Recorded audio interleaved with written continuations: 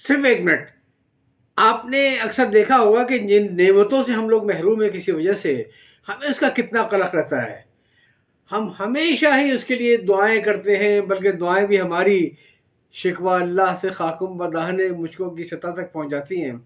خود ترسی کا شکار رہتے ہیں، اٹھتے بیٹھتے لوگوں سے کہتے ہیں یار میرے ساتھ یہ ہو گیا، میں نے بڑی کوشش کی تھی یہ نہ ہو سکا، وغیرہ وغیرہ. جو نہ ملا اس کا تو ہمیں بہت ریگریٹ ہوتا ہے، لیکن اس کا تو ہم کبھی شمار بھی نہیں کرتے ہیں.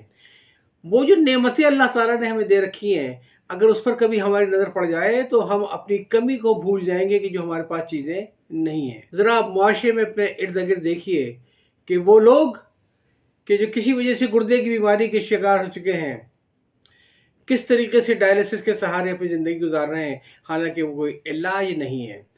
اور پھر ہیپیٹائٹس کی بیماری، دسیوں قسم کی بیماریاں ہیں. پھر خدا معاف کرے اگر کسی کو پیرالسس ہو جائے، اس کا آپ سوچ لیجیے کیا حشر ہوتا ہے. کسی کی اگر ٹانگیں کٹ جائیں، کسی کے ہاتھ کٹ جائیں، زندگی کی قدر اس سے پوچھئے جس نے 5,000 روپے کا موبائل دینے کے لیے مزاحمت کی اور گولی اس کی ریڑھ کی ہڈی میں لگی. اب وہ ساری عمر کے لیے اپنے پلنگ کے اوپر قید ہو کر رہ گیا ہے. زندگی کی قدر کرنا اس سے سیکھیے. میں آپ سے صرف اتنا کہوں گا کہ اگر ہم اپنی نعمتوں کو شمار کرنا شروع کر دیں کسی انداز سے، جو ہمارے پاس ہے اگر ہمیں شمار کرنے شروع کریں کسی انداز سے، تو شکر کرنے کے بعد اتنا ٹائم نہیں بچے گا کہ ہم صبر کر سکیں ان چیزوں کے لیے جو ہمارے پاس نہیں ہیں. آج میں آپ کے لیے مغرب کے معاشرے سے ایک بڑی عجیب و غریب کہانی لے کر آیا ہوں، اور یہ کہانی ہے ایک فرانسیسی صحافی کی جس کا نام تھا جین ڈومینیکو بوبی. یہ پیرس کا مقبول ترین صحافی تھا، اور وہاں پہ ترقی کرتے کرتے ایک بہت بڑا فیشن میگزین ہے ایل، اس کا یہ ایگزیکٹو ایڈیٹر ہو گیا تھا. زندگی بہت عمدہ گزر رہی تھی اس کی. ایک ایسے فیشن میگزین کا ایڈیٹر ہو جانا جس کے فوٹو شیٹ کے لیے بڑی بڑی ماڈل گڑیں جو بے قرار رہتی ہوں، آپ سمجھ سکتے ہوں گے کیسی زندگی گزار رہا تھا. دنیا کی بہترین شراب، ہر قسم کی بہترین پارٹی، اور عورتوں میں بے پناہ مقبول ایک پلے بوائے کی زندگی تھی اس کی.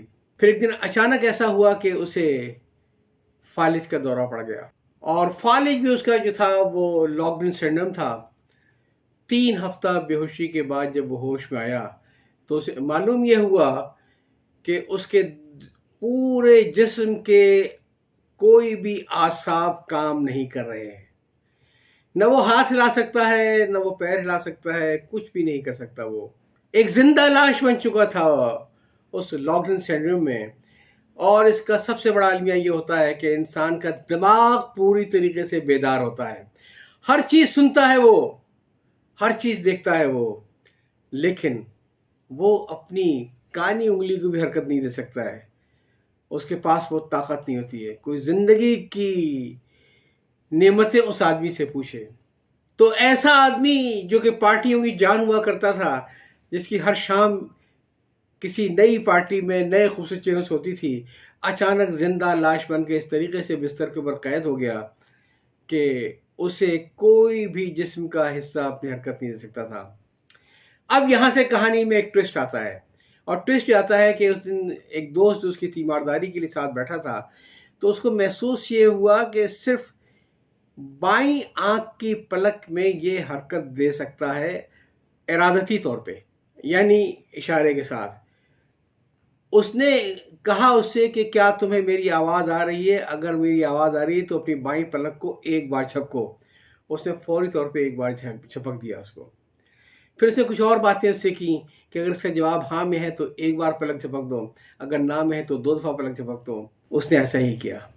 ڈومینک بوبی کے لیے ایک نئی کھڑکی کھل گئی، ایک نیا راستہ کھل گیا دنیا سے کمیونیکیٹ کرنے کے لیے. کہ زبان بند ہے، ہاتھ چل نہیں سکتا ہے، اشارہ کر نہیں سکتے ہیں، لیکن ایک بائیں آنکھ کے اوپر جو پلک ہے اس کو ہلا کے میں کمیونیکیٹ کرنا چاہتا ہوں.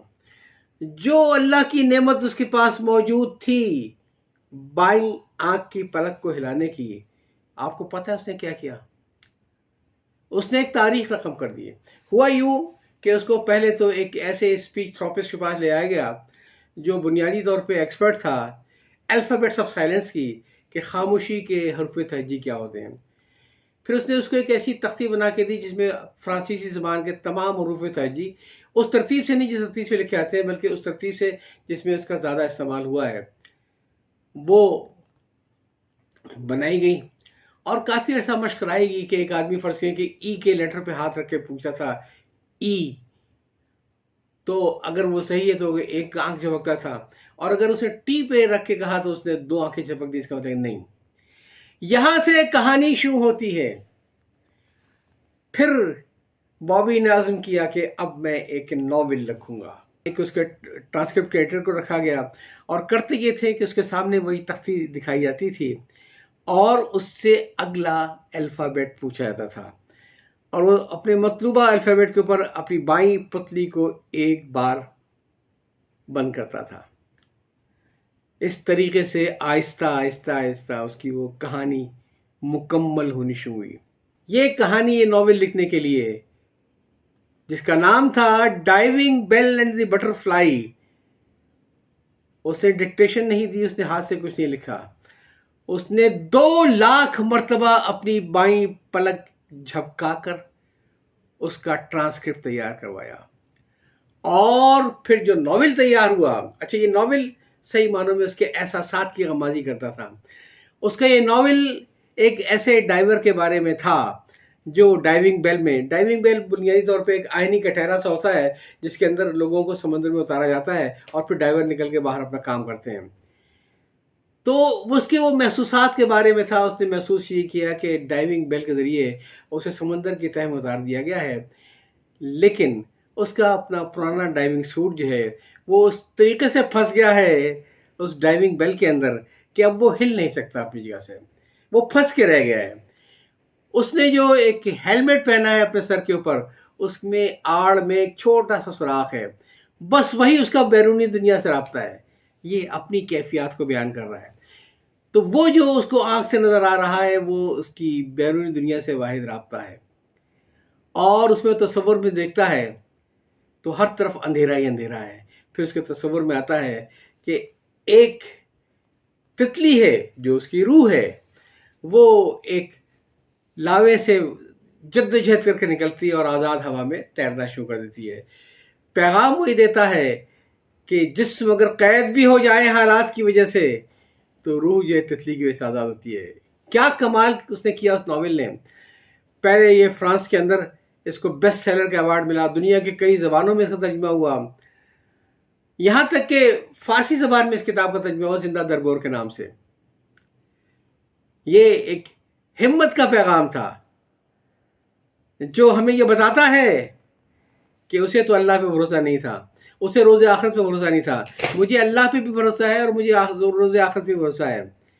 اگر میں اپنے اللہ پہ بھروسہ کر لوں تو جتنا کچھ مولا نے دیا احسان ہے اس کا، باقی کی ہوس نہیں مجھ کو۔ میں اسی میں سے وہ کچھ کر کے دکھاؤں گا کہ اپنے رب کے سامنے جاؤں تو پھر شرمندہ ہو کے نہ جاؤں، بلکہ بڑی عاجزی کے ساتھ یہ کہوں کہ مولا جو تو نے مجھے نعمت دی تھی میں تیرے لیے یہ لے کر آیا ہوں۔ یاد چاہتا ہوں۔ اللہ حافظ۔